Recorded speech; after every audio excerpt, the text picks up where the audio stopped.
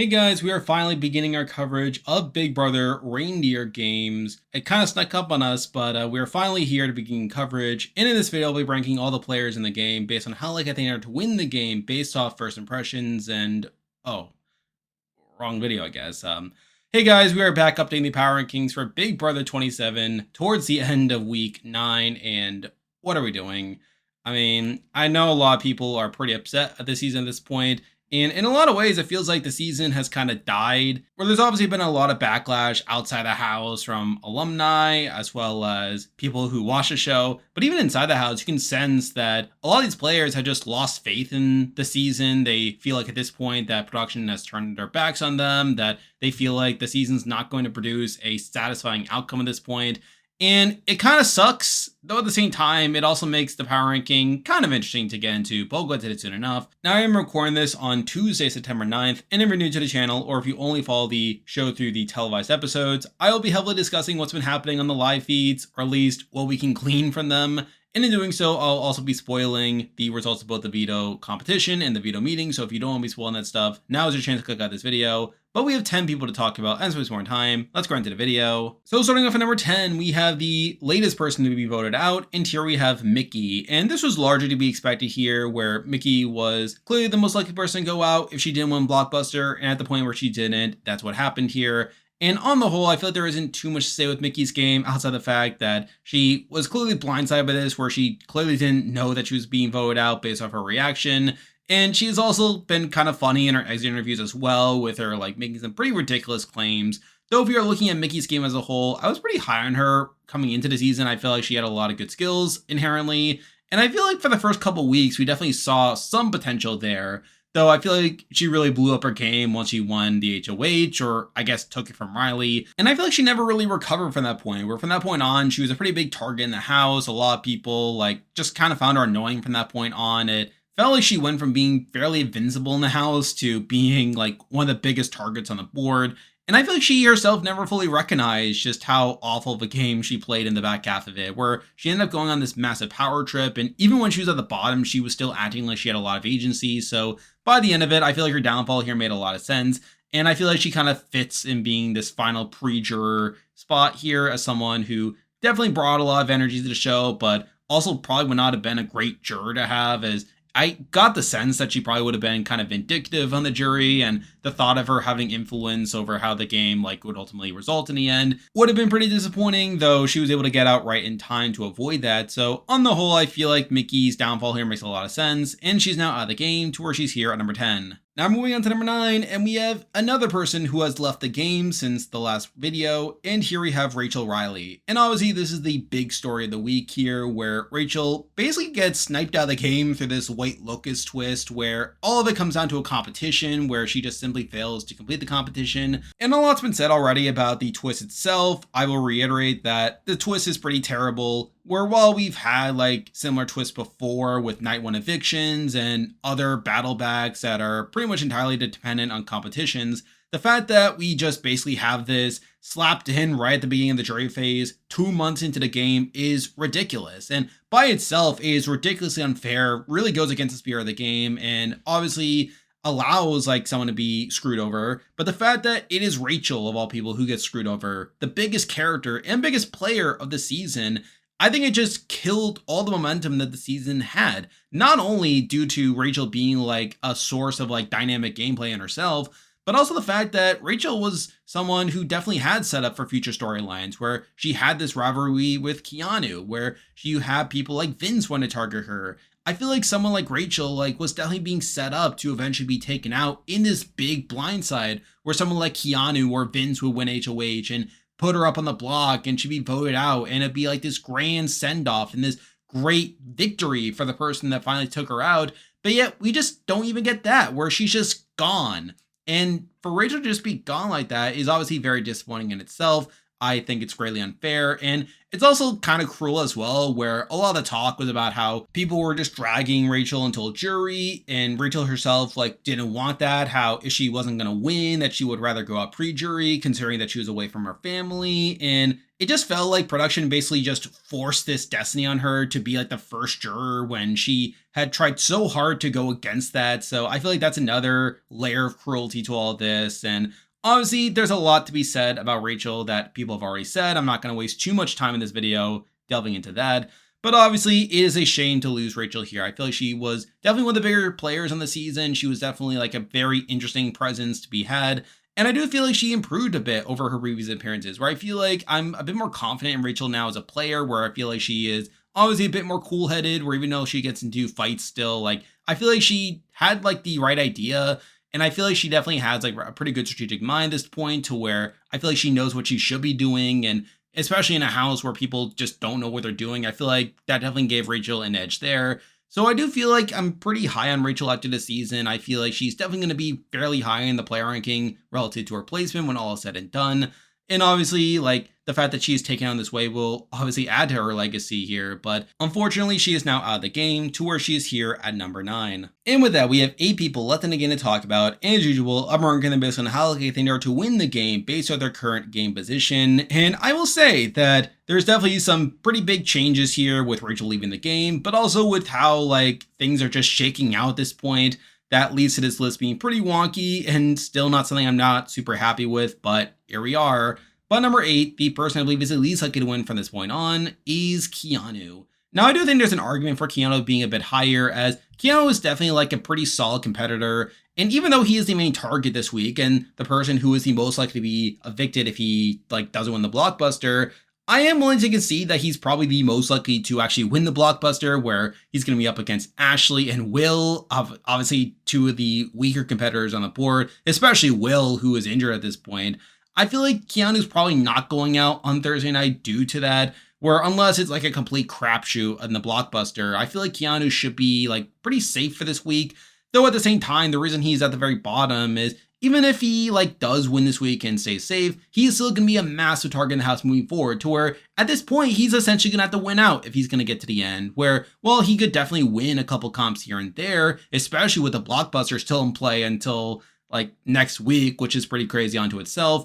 I still think Keanu's going to have a massive uphill battle to getting towards the end, considering that he's a pretty big target, considering that he is like not really in any alliances at this point. So obviously that's a big issue, and a major reason why he is here at number 8. Now moving on to number 7, and we have the person who I think will be going home on Thursday night, even though they're not at the very bottom, and here we have Ashley. And I feel like Ashley got massively screwed over by this White Locust twist, where she ends up losing Rachel, who was a pretty major number for her, not only like being a number for the judges, but also someone who could actually like win competitions and actually stand up to like the competitors on the outside of her alliance. But aside from that, she wasn't even able to compete in the HOH, where another really stupid aspect of the White Locust twist is that only half of the house was able to even compete in the HOH comp, and with Ashley not being picked before Rachel lost the challenge, it basically meant that Ashley had no like chance to counter like the Lauren HOH that resulted from it. And obviously with Lauren winning HOH, it basically left Ashley on the block against like Will, who was her closest ally there.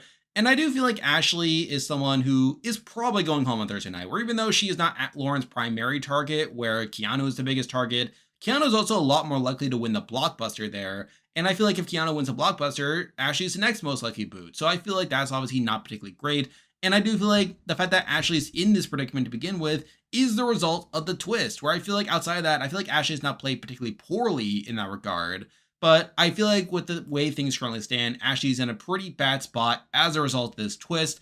And if Keanu wins the blockbuster on Thursday night, she's probably going home. So I feel like at this point, it's not looking great for Ashley, which is why she's here at number 7. Now moving on to number 6, and we have the final person who's currently on the block, and here we have Will. Now, I think Will is probably the safest person on the block right now, where even though there is some talk about flipping the vote onto Will over Ashley, particularly from Keanu and Morgan, I don't think it's going to go through, where it doesn't seem like that plan's going to gain much momentum here, to where I would expect Will to be the safest person currently on the block. However, the reason he has dropped so much is, one, I feel like he was greatly disfavored by the twist, similar to Ashley. I feel like Rachel going is a massive blow to Will's game.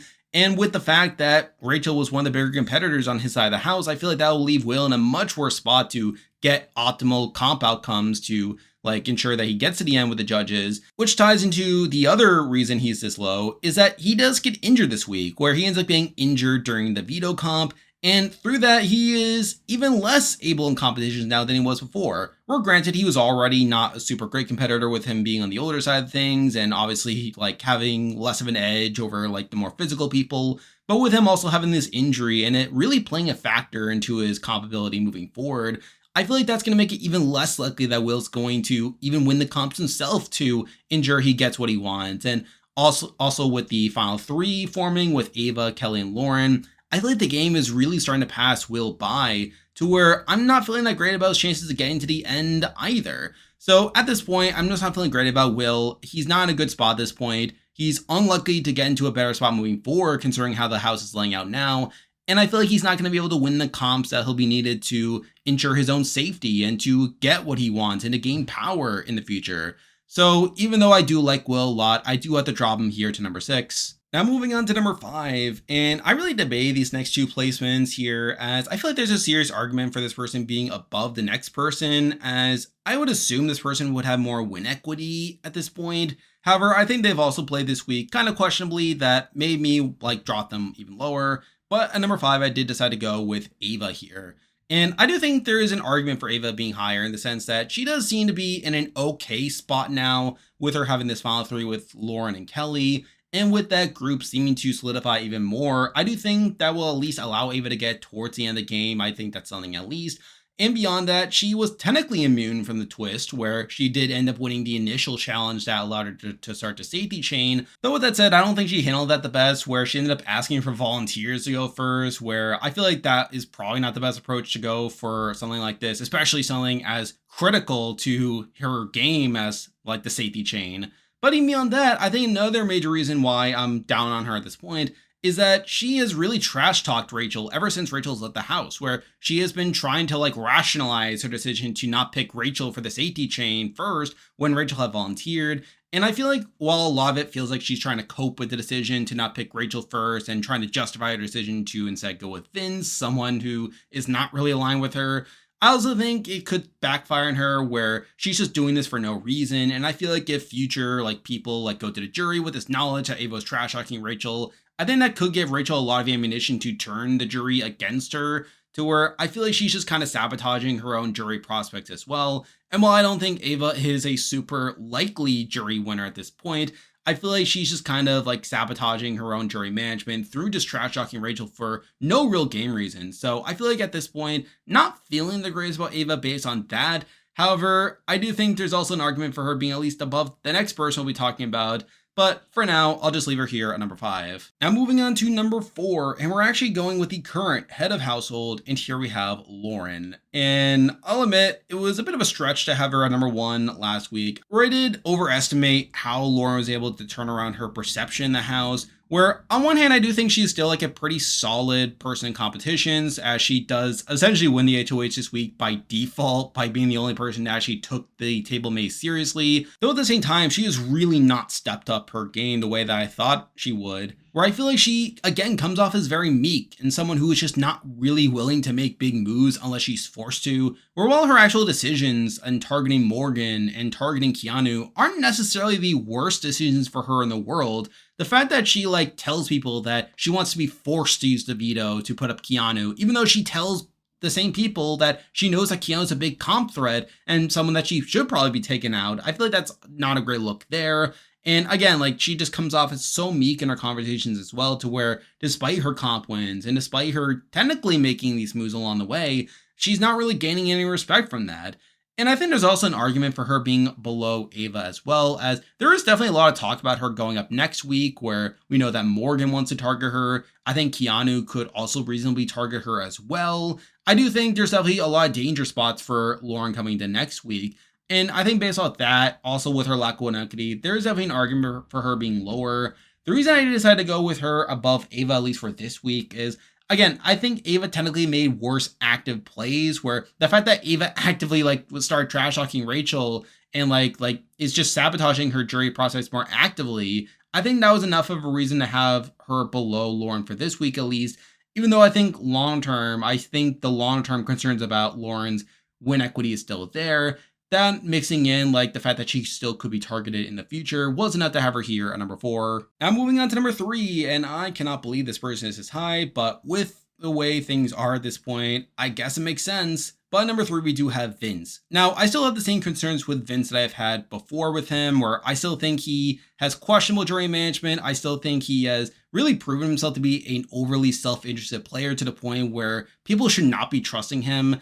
And I still think he hasn't played this week the best either, where despite Lauren winning HOH, which should have been a good outcome for him, the fact that he couldn't prevent Lauren from targeting Morgan is pretty bad in my eyes. I feel like considering that Vince is close to both Lauren and Morgan, he should have been able to at least convince Lauren to not put up Morgan here, and at least get them to work together. Or even though Morgan has been pretty anti-Lauren for a lot of the season, I feel like the fact that Vince was not able to prevent Lauren from putting up Morgan right off the bat is obviously not great in my eyes. And in general, I feel like he's definitely missed some opportunities to take control of the game. Though with that said, I still think he is in a pretty good spot, all things considered. I think Rachel leaving the game greatly benefits him, as I feel like Rachel was probably one of the biggest thorns in his side up to this point. So I feel like Vince definitely benefits a lot from that, though even then, he still threw the challenge and prevented himself from winning HOH himself, but whatever. So I still think Vince is probably in a better spot now than what he was before. Though with that said, I still think he'll struggle with win equity. I think he still comes off as a bit squeamish and a bit too self-interested, and I still think he hasn't played this week the best, but it was enough to have him here, number 3. Now moving on to number 2, and if I couldn't believe that Vince was at number 3, I am even in less belief that Kelly is here, number 2. And what a turnaround for Kelly here, where it is sort of funny how for a lot of the season, like the assumption was that Kelly couldn't win the game, that she had no respect. And I still think in a lot of ways she hasn't been playing the best in the world. She's still not a very good player. However, this has probably been her best week of the game so far, where obviously Lauren winning HOH was great for her. She's pretty safe there, really locking in that final 3 with Ava and Lauren there. I also think she has been at least somewhat active in playing all sides, where she has been able to convince Keanu, Lauren, and Ava that she's with them, which is all pretty good. But the main reason she is this high at this point, aside from everyone else really dropping off, is that there has been a lot of talk recently about how they would vote for Kelly at the end. Now, mind you, I think a lot of that's out of frustration and a lot of people just kind of being done with the season. But I think the fact that people are talking about Kelly as a legitimate threat to win the game was enough to have her this high on the list, where I feel like everyone below Kelly up to this point really struggles with win equity at this point, where again, I think Ava will struggle in a lot of scenarios. I think Lauren will struggle in a lot of scenarios. I think Vince will have some uphill battles as well. Even Keanu, like, even though I think Keanu will win at the end, I think Keanu will have a very tough path in getting there.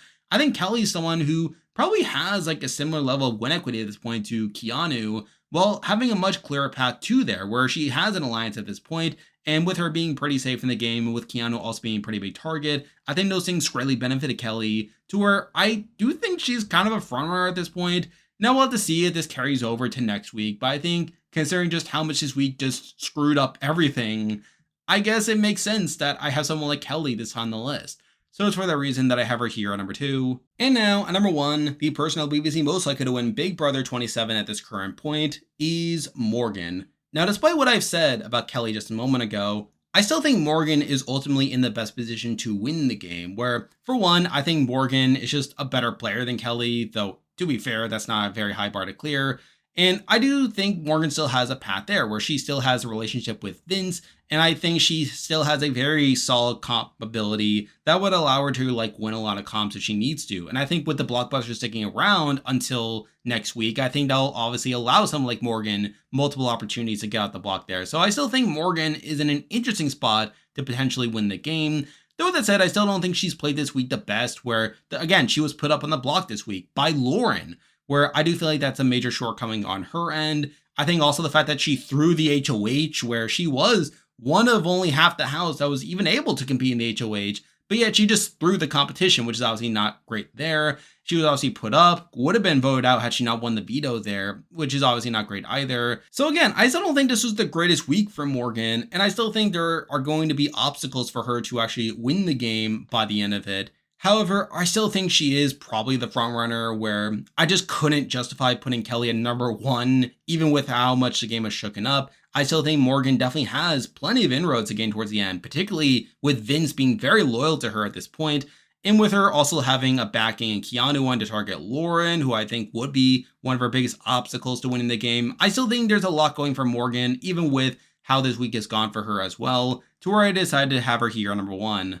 And there we go, that'll do it for this week's video. If you like this content, be sure to like and subscribe, it helps with the channel. Now I'll be back again next week to update the Power Rankings again, so be on the lookout for that. I'm also streaming on Thursday night, talking about the live eviction as it happens, so be on the lookout for that as well. I'm also covering other shows right now, such as Survivor Australia vs. the World, and later in September, we'll get Survivor 49, so be on the lookout for that. I'm on Patreon and have a YouTube membership, so if you want to consider supporting the channel, you can do so by clicking the link in the description, and you can also join the Discord server by also clicking the link in the description. There's a lot of stuff coming your way, but for now, that is the video. See ya!